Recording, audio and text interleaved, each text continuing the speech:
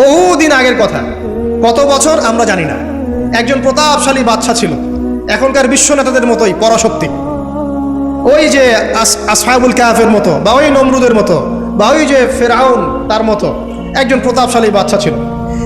তার অধীনে একজন বড় জাদুকর ছিল। কি ছিল? আচ্ছা, মজা আছে, ভালো করে বোঝেন। একটা বড় জাদুকর ছিল। এখনো কিন্তু বহু কান্ট্রি এই জাদুবিদ্যার চর্চা করে, আপনারা জানেন না। ভিতরে ভিতরে জাদুবিদ্যার চর্চা এখনো চলছে। আর এই জাদু সত্য, জাদু সত্য, চোখের বদনজরও সত্য। সায়েন্স বিশ্বাস করুক না করুক, এগুলো সত্য, কারণ কোরআন বলেছে সত্য, ব্যাস সত্য। এই জাদুকরের যখন বয়সটা বুড়ো হয়ে গেল, তখন সে তার ওই বাচ্চাকে বলছে যে আমার তো বয়স শেষ, আমার এই বিশাল জ্ঞানগুলো কি করব?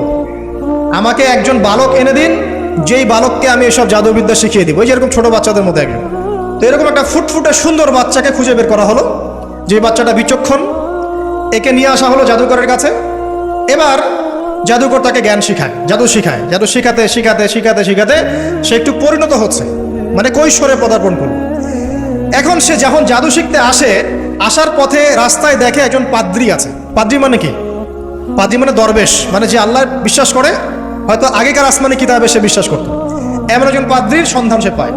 সে ওই পাদ্রীর কাছে গিয়ে বসে। সেই পাদ্রী তাকে আসমানি কিতাবের যে মর্ম, যে বাণী, এগুলো শোনায়। তার কাছে খুব ভালো লাগে যে মাশাআল্লাহ, এটার ইমানের স্বাদ। যখন কোরআন শুনি আমাদের ভালো লাগে না, আসমানি কিতাব যখন শুনে তার কাছে ভালো লাগে। সে বলে যে আমি এটা শিখতে চাই। তখন এই পাদ্রী তাকে বলে, তুমি তো জাদু শিখতে যাও এই বাচ্চার দরবেশের বাচ্চার জাদুকরের কাছে, যদি ওরা জানতে পারে তাহলে তো সমস্যা। তাহলে উপায় কি? যখন তুমি ওখানে যাবে, যখন দেরি হয়ে যাবে, তখন বলবে বাসার থেকে বের হতে দেরি হয়েছে, বাসার থেকে বের হতে দেরি হয়েছে। আর আমার এখানে বসে যখন বাসায় যাবে, তখন বাসায় গিয়ে বলবে যে ওখান থেকে, ওই যে জাদুকরের কাছ থেকে আসতে দেরি হয়েছে। মানে কৌশল অবলম্বন করতে তিনি শিক্ষা দিলেন। কৌশলের প্রয়োজন আছে না? উদু ইলা সাবিলি রাব্বিকা বিল হিকমা, হিকমার দরকার আছে না? সত্য থেকে সরে গিয়ে নয়, কিন্তু কৌশল তো করার দরকার আছে। নবী সাল্লাল্লাহু আলাইহি ওয়াসাল্লাম যে হিজরত করেছেন, মক্কা থেকে মদিনা চলে গিয়েছেন, সবাইকে জানান দিয়েছিলেন, এই শোনো আমি হিজরত করছি, জানান দিয়েছেন। রাতের বেলা বের হয়েছেন, কৌশল। রাতের বেলা বের হন নাই, এবং তাকে মারার জন্য চারপাশ থেকে লোক ঘিরে রেখেছিল। এর মধ্য দিয়ে আল্লাহ রাব্বুল আলামিন তাকে বের করে নিয়ে গেছে। তিনি কি সবার সামনে ফেসবুকে জানান দিয়েছে, এই দেখো আমরা বেরোচ্ছি? তো তোমরা তো কৌশলই বুঝো না দিনের কাজের। যে কাজ হবে 1%, আইওয়াশ হবে 99%। এখনকার এই যুগ, হ্যাঁ, দিনের কাজ হবে 1%, আইওয়াশ শোডাউনই বেশি। এই শোডাউন করতে করতে মানুষের চোখ লাগে, যত চোখ লাগে তত সমস্যা সৃষ্টি হয়, এবং আস্তে আস্তে আস্তে আস্তে দিনের দায়রা মাইনাস হতে থাকে। এই বিষয়টার পিছনে তোমরাও দায়ী, কৌশল তো বোঝো না। তো স্মার্ট এবং বিচক্ষণ মুসলিমদের বড় অভাব আছে এখন পৃথিবীতে। যতক্ষণ পর্যন্ত বিচক্ষণতা অর্জিত হচ্ছে না, ততক্ষণ পর্যন্ত ইসলামের বিজয় হচ্ছে না, এটা মাথায় রাখেন। তারপর সামনে যান। এবার এই বাচ্চা খুব সুন্দর করে ব্যালেন্স করলো, একবার এখানে যায়, একবার ওখানে যায়। এই করতে করতে ওই যে জাদুকরের ইন্তেকাল হয়ে গেল, মারা গেল জাদুকর। এবার এই বাচ্চার কাছে মাশাআল্লাহ অনেক এলেম কালাম আছে। এদিকে সে পাদ্রীর জ্ঞানে দীক্ষিত হচ্ছে। দীক্ষিত হতে হতে তার মধ্যে আল্লাহ পাকের প্রতি একটা পরিপূর্ণ ঈমান চলে আসে। সে মুসলিম হয়ে গেল, আলহামদুলিল্লাহ। মুসলিম হওয়ার পরে একদিন সে যখন বাচ্চার কাছে যাচ্ছে, রাস্তায় একটা বিশাল জন্তু দেখা যাচ্ছে। বিশাল জন্তু, কিরকম জন্তু আমরা জানি না। ঠিক ওই যে দাব্বাতুল আরদ সামনে বের হবে, আমাদের 10টা নিদর্শন আছে বড় বড়। তার মধ্যে একটা হচ্ছে দাব্বাতুল আরদ, জমিন থেকে পুরো একটা প্রাণী বের হবে। আর এখন মানুষ এগুলো বিশ্বাস করবে না, আমি জানি। 2 দিন পর নাসা যখন বলবে তখন বিশ্বাস করবে। কথা কি বুঝতে পারছেন? তবে প্রাণী এই পৃথিবীর নিচে আছে। রাসূল সাল্লাল্লাহু আলাইহি ওয়াসাল্লাম বলেছেন 10টা আলামত না আসা পর্যন্ত কিয়ামত হবেই না। তার মধ্যে একটা হচ্ছে দাব্বাতুল আরদ, জমিন থেকে একটা প্রাণী বের হবে। এবং এই প্রাণী শুধু বেরই হবে না, মানুষের সাথে কথাবার্তা বলবে। এবার মানুষের সাথে কথা বলবে প্রাণী। বিশ্বাস করছেন? এখন বিশ্বাস করছেন না জানি, কিন্তু প্রাণী মানুষের সাথে কথা বলবে। আল্লাহ পাক বলাতে পারেন না? পারে। আচ্ছা, সামনে যান। ওই প্রাণী যখন দাঁড়িয়ে আছে রাস্তায়, এখন এই বালক বলছে আজকে আমি প্রমাণ করে নিব যে আল্লাহর আনুগত্যশীল ওই পাদ্রী সঠিক নাকি ওই জাদুকর সঠিক। এবার সে একটা ইট হাতে নিল, পাথর হাতে নিয়ে এসে বলছে, আল্লাহ তোমার কাছে যদি ওই জাদুকরের কাজের চাইতে এই পাদ্রীর কাজ বেশি পছন্দনীয় হয়, এই ইটের আঘাতে এই জন্তুকে তুমি মেরে ফেলো আল্লাহ। এ বলেছে বিসমিল্লাহ বলে পাথর নিক্ষেপ করলো। নিক্ষেপ করার সাথে সাথেই জন্তু ডেড। তখন তার আইন আল ইয়াকিন, হাক্কুল ইয়াকিন হয়ে গেল যে হ্যাঁ, আল্লাহর কাছে এই পাদ্রীর আমলই সবচেয়ে বেশি পছন্দনীয়। তার আর মনে কোনো সংশয় থাকলো না। কিশোর মানুষ না, কতটুকুই বা বোঝে নাই। এবার তার মধ্যে একটা ইয়াকিন চলে আসলো এবং সে পরিপূর্ণ মুমিন মুসলিম হয়ে গেল। এবার যখন সে রাজ দরবারে যায়, তার কাছে পেশেন্ট আসে, মানে একজন মানুষ এসেছে, সে বলছে যে আমার চোখে সমস্যা। সে চোখে হাত দেয়, হাত দিয়ে বলে যে আপনি আল্লাহর প্রতি ঈমান নিয়ে আসেন, আমি আল্লাহর কাছে দোয়া করব, চোখ ভালো হয়ে যাবে। এভাবে পেশেন্ট আসে, সে বলে আল্লাহর প্রতি ঈমান নিয়ে আসেন, আমি দোয়া করব, ভালো হয়ে যাবে। এভাবে আস্তে আস্তে তার নাম এবং খ্যাতি ছড়িয়ে পড়তে লাগলো। যেই তার কাছে আসে, সে বলে আগে মুসলিম হন, ইমানদার হন, আল্লাহর প্রতি বিশ্বাস করেন, আমি দোয়া করব, ভালো হয়ে যাবে। চোখ অন্ধ ভালো হয়ে যাচ্ছে, কুষ্ঠরোগী ভালো হয়ে যাচ্ছে, হ্যাঁ, প্যারালাইজড রোগী ভালো হয়ে যাচ্ছে, আলহামদুলিল্লাহ। নবী ঈসা আলাইহিস সালাম এমনটা করেছিলেন না? আল্লাহ পাক চাইলে করতে পারে। একদিন ওই রাজ দরবারের একজন মন্ত্রী আসছে, এবার ওই রাজার একজন এমপি সাহেব, তার চোখে সমস্যা, সে আসছে, এসে বলছে যে আমার এই চোখে সমস্যা, আমার চোখটাকে ভালো করার দরকার, তোমার কাছে কোনো ওষুধ আছে নাকি? সে বলছে যে আপনি আল্লাহর প্রতি ঈমান নিয়ে আসেন, আমি আল্লাহর কাছে দোয়া করব, আপনি ভালো হয়ে যাবেন। এবার সে আলহামদুলিল্লাহ ঈমান নিয়ে আনলো এবং সে ভালো হয়ে গেল।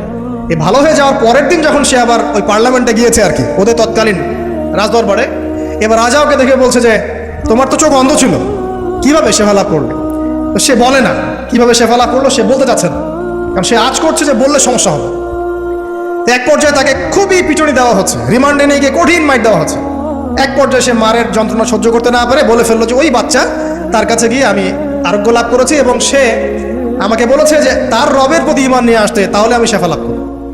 এই বাচ্চা এখন বলছে ফেরাউনের মতো, যায় না রব্বুকুমুল আ'লা, আমি তো তোমাদের রব, নমরুদের মতো আমি তো তোমাদের রব, ঠিক আছে, আমি ছাড়া তোমাদের কে রব আছে? আমি তো জানি না যে আমি ছাড়া তোমাদের কোনো ইলাহ আছে। এবার এই লোকটাকে হত্যা করা হলো, এই এমপি সাহেবকে হত্যা করা হলো, বিকজ সে ঈমান নিয়ে আসে। এবার সেই বালককে ডেকে আনা হচ্ছে, বলা হচ্ছে বলো তুমি নাকি তোমার রবের নাম দিয়ে মানুষের ট্রিটমেন্ট করা শুরু করেছো? তখন সেই বালক বলছে হ্যাঁ, আমি এক আল্লাহর প্রতি বিশ্বাস করি এবং তার রাসূলের প্রতি বিশ্বাস করি, তার প্রেরিত আসমানি কিতাবে বিশ্বাস করি। এখন রাজা বলছে আমি ছাড়া তোমাদের কোন ইলাহ আছে আমি তো জানি না। এই সৈন্যবাহিনী শোনো, এই বালককে ধরো, ধরে নিয়ে গিয়ে উঁচু পাহাড়ে নিয়ে যাও, ওখান থেকে ফেলে দাও। কথা বুঝতে পারছেন? এবার তাকে নিয়ে যাওয়া হলো, ক্রস ফায়ার দেওয়া হবে, এবার উপরে নেওয়া হয়েছে, একদম পাহাড়ের উপরে। এবার ওই বালক উপরে উঠে একটা দোয়া করছে, এই দোয়াটা সবাই শিখে নেন। ওই বালক উপরে উঠে দোয়া করছে আল্লাহুম্মা কফিনিহিম বিমা শি'তা, আল্লাহুম্মা কফিনিহিম বিমা শি'তা, আল্লাহুম্মা কফিনিহিম বিমা শি'তা। পাহাড় থরথর করে কাঁপা শুরু করলো এবং ওই সৈন্যবাহিনী পাহাড় থেকে পড়ে গেল, বালকের কিচ্ছু হলো না। আমি কিন্তু বানোয়াট কোনো গল্প বলছি না, এটা কোরআন থেকে বলছি এবং এটা তাফসীর, আপনি যে কোনো তাফসীর পড়েন, মারিফুল কোরআন, তাফসীর ইবনে কাসির, জালালাইন পড়ে দেখেন, পড়ে দেখেন আমার সাথে ডিবেট করার আগে। এবার সে বালক হেঁটে হেঁটে চলে আসলো রাজদরবারে। আবার কি ব্যাপার, তুমি মরো নাই? না, আল্লাহ আমাকে বাঁচিয়েছেন, আমার রব আমাকে বাঁচিয়েছে। আবার পাঠানো হচ্ছে আরেক দল সেনাবাহিনীকে নিয়ে, যাও এবার ওকে সমুদ্রে নিয়ে যাও, সমুদ্রের মাছ সমুদ্রে ডুবিয়ে দিবে একদম। আবার সে ওখানে গিয়ে বলো আল্লাহুম্মা কফিনিহিম বিমা শি'তা, হে আল্লাহ, অর্থ হচ্ছে হে আল্লাহ, আমার বিপক্ষে যারা আছে আপনি যা দিয়ে ইচ্ছা ওদের বিরুদ্ধে আমাকে সাহায্য করেন। অর্থটা হচ্ছে এমন, আল্লাহুম্মা কফিনিহিম বিমা শি'তা, আল্লাহ আপনি আমার জন্য যথেষ্ট হয়ে যান, ওদের বিরুদ্ধে আমার জন্য যথেষ্ট হয়ে যান, যা ইচ্ছা তাই দিয়ে আপনি হেদায়েত করুন, মানে আমাকে হেফাজত করুন, ঠিক আছে? আল্লাহুম্মা কফিনিহিম বিমা শি'তা, ছোট্ট দোয়া।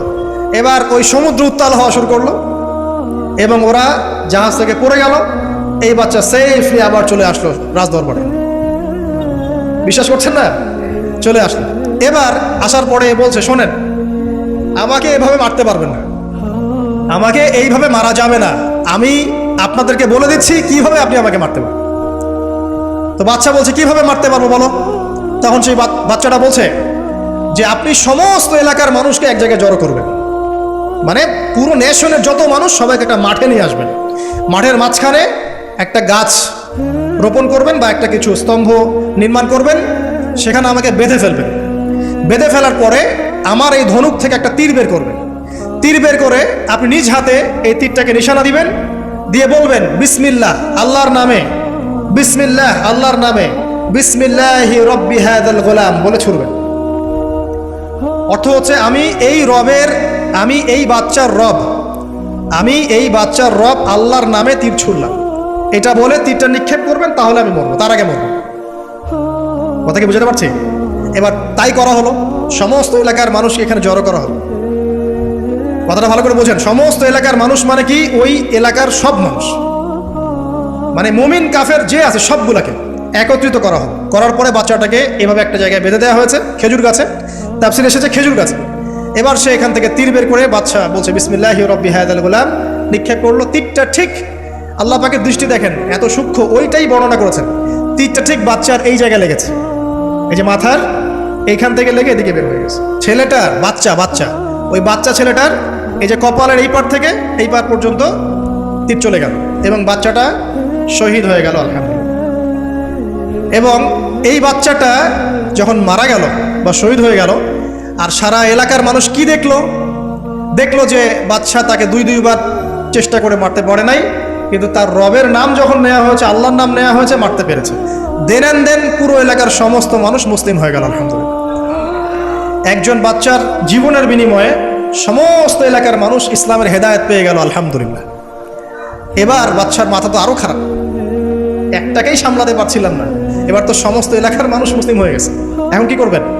এখন সেনাবাহিনীকে আদেশ করা হয়েছে সমস্ত মানুষগুলোকে জড়ো করে একটা গর্ত খোঁড়ো, একটা গর্ত খুঁড়ে সেখানে আগুন জ্বালাও, আগুন জ্বালিয়ে সমস্ত মানুষকে ফেলে দাও। দৃশ্যটাকে কল্পনা করতে পারছেন? একটা পুরো এলাকার মানুষকে একটা মাঠের মধ্যে একত্রিত করে সেখানে আগুন জ্বালিয়ে সবাইকে সেখানে ফেলে দেওয়া হলো এবং তারা চতুর্দিক থেকে এটাকে অবলোকন করতে লাগলো, মজা উপভোগ করতে লাগলো। এটাই আল্লাহ পাক বলছেন কুতিলা আসহাবুল উখদুদ ইয হুম আলাইহা কুউদ ওয়া হুম আলা মা ইয়াফআলুনা বিল মুমিনিনা শুহুদ।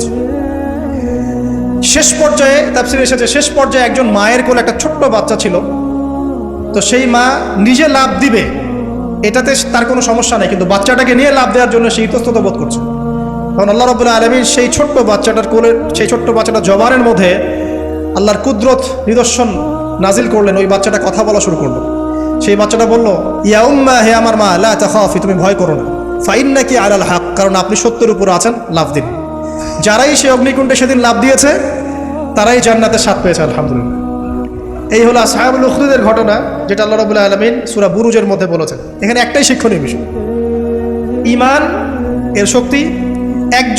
একজন ছোট্ট বালকের মধ্য দিয়ে কিভাবে আল্লাহ রাব্বুল আলামিন পুরো নেশনকে হেদায়েত করতে পারেন, এবং আল্লাহ রাব্বুল আলামিন সমস্ত পরিকল্পনার উপরে মহা পরিকল্পনাকারী, এবং আল্লাহ সুবহানাহু ওয়া তাআলা তাদেরকে চিরস্মরণীয় করে রেখেছেন কোরআনের পাতায়। কিয়ামত পর্যন্ত মানুষ এই ঘটনা পড়বে, তাদের থেকে শিক্ষা গ্রহণ করবে না? তো আল্লাহ রাব্বুল আলামিন সবচেয়ে বেশি স্মার্ট না আমরা সবচেয়ে বেশি স্মার্ট? এরপরে আল্লাহ রাব্বুল আলামিন বলছেন যে তারা ঈমান আনা ছাড়া অন্য কোনো অপরাধ করে নাই। এই মুমিন যারা ছিল, আগুনের লাভ দিয়েছে, এদের কি কোনো অপরাধ ছিল? এদের কোনো অপরাধ ছিল? কি অপরাধ ছিল? তারা শুধুমাত্র কি ছিল? মুমিন ছিল। ঈমান আনার ফলে তাদের এই পরিণতি হয়েছে, তাদেরকে অগ্নিকুণ্ডে লাভ দিতে তারা বাধ্য হয়েছে। যারা দিয়েছে তারা কি জান্নাতি না জাহান্নামী? জান্নাতি। ওই যে বালক যে একা দৃষ্টান্ত স্থাপন করে গেল এবং পুরো নেশনকে হেদায়েত দিয়ে গেল, এই বালক সফল না ব্যর্থ? আল্লাহ রাব্বুল আলামিন যদি চান তাহলে এরকম একজন দুইজন মানুষকে দিয়েও পুরো নেশনকে হেদায়েত করাতে পারেন। এবং যেটা হয়ে গেছে আগে সেটা এই যুগেও সম্ভব না? শুধু সম্ভবই না, বরং আপনাদের চোখের সামনে এটা হয়েছেও, কিন্তু আপনারা সেটা বুঝতে পারেন নাই। আপনাদের চোখের সামনে যুগের পর যুগ এমন ঘটনা ঘটেছেও, কিন্তু আপনারা হয়তো বুঝতে পারেন নাই, ধরতে পারেন নাই। আল্লাহ রাব্বুল আলামিন এমন মানুষদেরকে দিয়ে পুরো নেশনকে হেদায়েত করেন। কিছু মানুষকে আল্লাহ পাক পরীক্ষায় ফেলেন, তাদের মধ্য দিয়ে আল্লাহ পুরো নেশনকে হেদায়েত করতে পারেন আলহামদুলিল্লাহ। আসহাবুল উখদুদের এই বাচ্চার মধ্যে আমাদের সবার জন্য নিদর্শন আছে। আল্লাহ পাক আমাদের সবাইকে প্রকৃত ঈমানদার হওয়ার তৌফিক দান করুন, বেশি বেশি আমলে সালেহ করার তৌফিক দান করুন, ঈমানের উপর দৃঢ় থাকার তৌফিক এনায়েত করুন, এবং দৃষ্টান্ত স্থাপন করার তৌফিক দান করুন, এবং যে কোনো রকম দৃশ্য অদৃশ্যের বিপদ আপদ বালা মুসিবতের বিপক্ষে আল্লাহ পাকই যেন যথেষ্ট হয়ে যান, আমিন। শেষ করি, সূরাটার সামনে যাই। আল্লাহ রাব্বুল আলামিন এরপর যেটা বলেছেন, ইন্নাল্লাযীনা ফাতানুল মুমিনিনা ওয়াল মুমিনাত সুম্মা লাম ইয়াতুবু ফালাহুম আযাবু জাহান্নাম। যারা মুমিনদের সাথে এমন নির্যাতন করলো, কি করলো? আগুনে পুড়িয়ে জীবন্ত মেরে ফেললো। যারা মুমিনদের সাথে এমন দৃষ্টান্ত স্থাপন করলো, নির্যাতন করলো, ফিতনায় ফেললো এবং তওবা করে ফিরেও আসলো না, আল্লাহ পাক বলছেন নিশ্চয়ই তাদের জন্য যন্ত্রণাদায়ক শাস্তি আছে জাহান্নামে, ওয়া লাহুম আযাবুল হারিক, এবং তাদের জন্য মর্মান্তিক শাস্তি অপেক্ষা করছে। কাদের জন্য? যারা মুমিনদেরকে ফিতনায় ফেলেছে, কষ্ট দিয়েছে, নির্যাতন করেছে, নিপীড়ন করেছে। তারপর আল্লাহ পাক বলছেন ইন্নাল্লাযীনা আমানু ওয়া আমিলুস সালিহাত লাহুম জান্নাতুন তাজরি মিন তাহতিহাল আনহার। আর যারা এই পরীক্ষায় উত্তীর্ণ হয়ে গেল, যাদেরকে আসহাবুল উখদুদরা ফেলে দিল গর্তে, যারা আগুনে লাফ দিল, অগ্নি পরীক্ষা দিল, আল্লাহ পাক বলছেন এরা সফল হয়েছে, এরা জান্নাতে যাবে যার তলদেশ দিয়ে নহর সমূহ প্রবাহিত হচ্ছে। আলহামদুলিল্লাহ, ওয়াযালিকাল ফাউজুল কাবীর। আর এটা হচ্ছে সবচেয়ে বড় সাফল্য, এটাই হচ্ছে সাফল্যের চূড়ান্ত সংজ্ঞা। দুনিয়াতে আপনি কতটুকু খাচ্ছেন, পড়ছেন, কতটুকু ব্যবসা বাণিজ্য করছেন, কতটুকু স্ট্যাটাসের মালিক, এটা বড় কথা নয়। আপনি দিন শেষে জান্নাতে যেতে পারবো কিনা, এটাই বড় কথা। যদি জান্নাতে যেতে পারি ইনশাআল্লাহ তাআলা আমরা সফল। যদি জান্নাতে যেতে ব্যর্থ হই, আল্লাহ না করুক, তাহলে আমাদের চেয়ে ব্যর্থ এই মহাবিশ্বের কোনো সৃষ্টি নাই। আল্লাহ পাক বোঝার তৌফিক এনায়েত করুন, আমিন। আল্লাহ পাক এরপরে বলছেন ইন্না বাতশা রাব্বিকা লাশাদীদ। জেনে রাখো, যারা আল্লাহর বিরোধিতা করবে, তার নবী, তার আসমানি কিতাব এবং দ্বীনের বিরোধিতা করবে, তাদের জন্য আল্লাহর শাস্তি আছে। এই শাস্তিটা প্রচণ্ড কঠিন। ইন্না বাতশা রাব্বিকা লাশাদীদ, আল্লাহ পাকের শাস্তি প্রচণ্ড কঠিন। আমরা একটা কনসেপ্ট লালন করি মাথায়, আল্লাহ পাক গফুর রহিম, রহমানুর রহিম, ঠিক আছে, তাই না? একই সাথে আল্লাহ পাক কিন্তু শাদীদুল ইকাব বটে। আল্লাহ পাক একই সাথে কিন্তু কঠোর শাস্তিদাতাও বটে। আল্লাহ এটা বলছেন ইন্না বাতশা রাব্বিকা লাশাদীদ। আল্লাহ পাক ছাড় দিচ্ছেন আমাদেরকে, ছেড়ে দিবেন না। কিন্তু তোমরা যারা এখন নামাজ পড়ছো না, সওম রাখছো না, হারাম কাজে লিপ্ত আছো, হারাম খাচ্ছ, এবং জেনায়, পর্নে, মাদকে লিপ্ত আছো, অহেতুক সময় নষ্ট করছো, দিনের কোনো ফিকির নাই, আল্লাহ পাক কিন্তু সব কিছু দেখছেন, আল্লাহ পাক কিন্তু সব কিছু শুনছেন। আল্লাহ রাব্বুল আলামিন সুযোগ দিচ্ছেন, সময় দিচ্ছেন, তাই বলে কিন্তু আল্লাহ পাক ছেড়ে দিবেন না কখনো। আল্লাহ রাব্বুল আলামিন কিন্তু পুঙ্খানুপুঙ্খ হিসাব নেবেন। এটাই বলছেন ইন্না বাতশা রাব্বিকা লাশাদীদ। আল্লাহ পাকের শাস্তি কিন্তু বড়ই কঠিন। আল্লাহ পাক আমাদের সবাইকে তার শাস্তি থেকে হেফাজত করুন, আমিন। একটা এক্সাম্পল দিচ্ছি খালি জাস্ট। আবু তালেব নাম শুনেছেন? কে ছিল? রাসূল সাল্লাল্লাহু আলাইহি ওয়াসাল্লামের চাচা। দীর্ঘদিন, বছরের পর বছর তিনি নবী সাল্লাল্লাহু আলাইহি ওয়াসাল্লামকে সাপোর্ট করেছেন। যদিও তিনি মুসলিম হননি, কিন্তু সাপোর্ট করেছেন, ফাইন্যান্সিয়াল সাপোর্ট, সোশ্যাল সাপোর্ট, তাকে সাপোর্ট দিয়েছেন। কিন্তু শেষমেশ তিনি লা ইলাহা ইল্লাল্লাহ পড়তে পারেন নাই, মুমিন মুসলিম হননি। কিন্তু নবীকে এমনভাবে সাপোর্ট দিয়েছেন যেটা আরবের কেউ দেয়নি তাকে। তাহলে এই ব্যক্তি কি পাবে পরকালে? সাহাবীরা জিজ্ঞাসা করছেন আপনার চাচার কি হবে পরকালে? রাসূলুল্লাহ সাল্লাল্লাহু আলাইহি ওয়াসাল্লাম বলছেন আমার চাচা আমাকে অনেক অনেক খেদমত করেছে, উপকার করেছে দিনের জন্য, কিন্তু ঈমান নিয়ে আসে নাই। যদি সে ঈমান নিয়ে আসতো আমি তার প্রতি সুপারিশ করতাম। তিনি চাচাকে বলেছিল না, খালি একবার বলেন লা ইলাহা ইল্লাল্লাহ, আমি আপনার জন্য আল্লাহর কাছে সুপারিশ করবো। তিনি ঈমান নিয়ে আনেননি। এই কারণে জাহান্নামের সবচেয়ে নিম্নতর শাস্তি তাকে দেওয়া হবে। সেটা কি? তাকে আগুনের এক জোড়া জুতা পরিয়ে দেওয়া হবে।